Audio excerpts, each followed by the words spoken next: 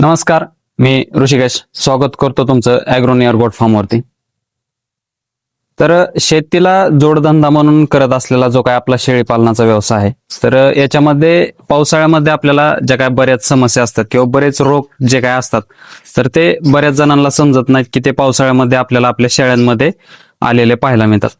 तर आज आपण या व्हिडिओच्या माध्यमातून हेच पाहणार आहेत की पावसाळ्यामध्ये आपल्या शेळ्यांना कुठले रोग येतात किंवा आपण त्याच्यापासून त्याचे काय प्रिकॉशन्स घेऊ शकतो, आपण त्याच्यावरती काय उपाय करू शकतो. तर तेच आज आपण या व्हिडिओच्या माध्यमातून पाहणार आहे.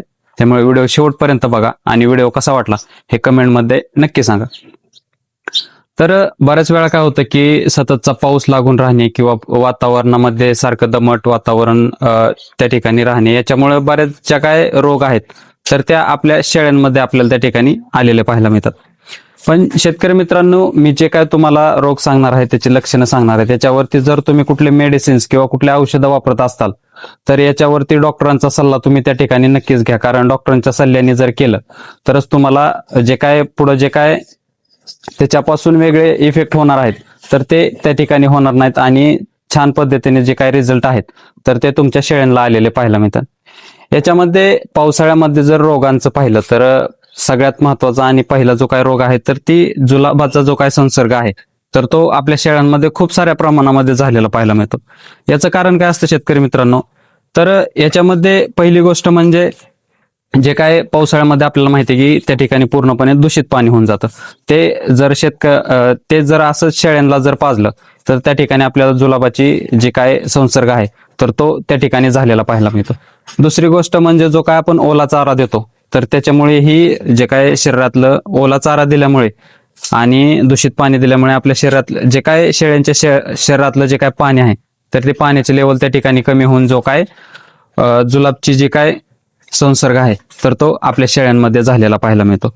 आणि याच्यामधली दुसरी मुख्य जी काय समस्या आहे, पावसाळ्यामध्ये येणारी जी काही समस्या आहे तर त्याच्यामध्ये न्यूमोनिया आहे की जो सततचा पाऊस असेल किंवा आपल्या शेडमध्ये राहणारा ओलावा असेल, याच्यामुळे जी काय न्यूमोनियाचा जे काय आहे तर तो आपल्याला त्या ठिकाणी संसर्ग जाणून आलेला पाहायला मिळतो. याची लक्षणं जर शेतकरी मित्रांनो पाहिली तर ताप येणे, सर्दी किंवा खोकला शेळ्यांना जाणवत असेल तर त्या ठिकाणी न्यूमोनियाची लक्षणं आपल्याला ही आहेत असे समजून त्या ठिकाणी न्यूमोनियावरती आपल्याला प्रॉपर ट्रीटमेंट त्या ठिकाणी घ्यायची आहे.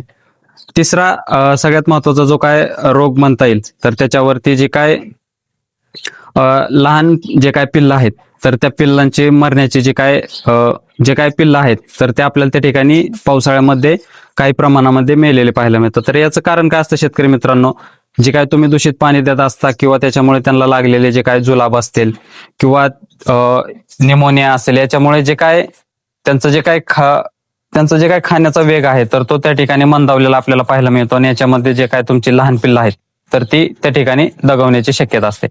त्याच्यामध्ये पुढचा रोग जर म्हणलं तर तुमच्या शेरडांच्या पायांना जे काय खुरा आपण त्याला म्हणतो तर त्या खुरांचे रोग आपल्याला त्या ठिकाणी जाणवताना पाहायला मिळतात. तुमचा मुक्त गोटा जरी असला किंवा तुम्ही त्याच्यावरती कोबा जरी केला असेल किंवा IS जे काय मुरमावरती जरी केलेलं असेल तरी ही जी काय समस्या आहे तर ती आपल्याला पावसाळ्यात त्या ठिकाणी आलेली पाहायला मिळते.